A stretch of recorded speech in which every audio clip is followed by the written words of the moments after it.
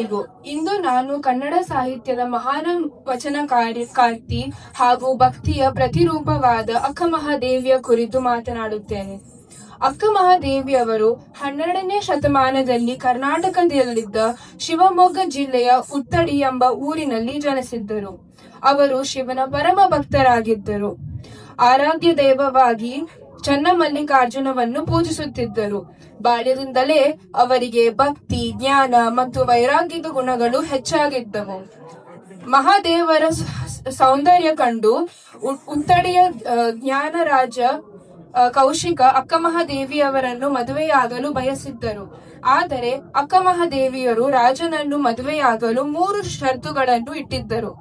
ಮೊದಲನೆಯದಾಗಿ ದೈಹಿಕ ಸಂಬಂಧವನ್ನು ಹೊಂದ ಇರುವುದು, ಸದಾ ಶಿವ ಪೂಜೆ ಮಾಡಲು ಅವಕಾಶ ನೀಡಬೇಕಿತ್ತು ಮತ್ತು ಕೊನೆಯದಾಗಿ ಶಿವಭಕ್ತರು ಹಾಗೂ ಜ್ಞಾನಿಗೆ ಮಾತನಾಡುವ ಸ್ವಾತಂತ್ರ್ಯ.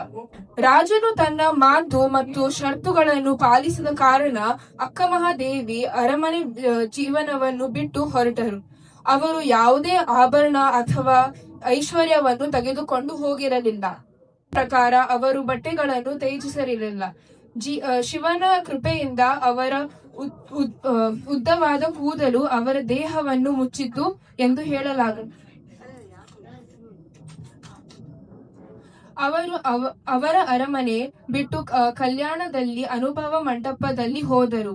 ಅಲ್ಲಿ ಅಲ್ಲಮ ಪ್ರಭು, ಬಸವಣ್ಣ ಮುಂತಾದ ಶರಣಗಳೊಂದಿಗೆ ವಚನಗಳನ್ನು ಬರೆಯಲು ಪ್ರಾರಂಭಿಸಿದರು. ಅವರ ವಚನಗಳು ಸರಳ ಕನ್ನಡವಾಗಿದ್ದರೂ ತುಂಬಾ ಆಳವಾದ ಅರ್ಥವನ್ನು ಹೊಂದಿತ್ತು. ಅವರು ಕನ್ನಡದ ಮೊದಲನೆಯ ಮಹಿಳೆಯ ಕವಿಯರ್ತಿಯರಲ್ಲಿ ಒಬ್ಬರಾಗಿದ್ದಾರೆ ಎಂದು ಗೌರವಿಸಲಾಗಿದೆ. ಬಸವಣ್ಣ ಅವರು ಅರಮನೆ ಗೌರವದಿಂದ ಅಕ್ಕ ಎಂದು ಕರೆಯುತ್ತಿದ್ದರು. ಆದ್ದರಿಂದ ಅವರಿಗೆ ಅಕ್ಕಮಹಾದೇವಿ ಎಂಬ ಹೆಸರು ಪ್ರಾರಂಭವಾಯಿತು.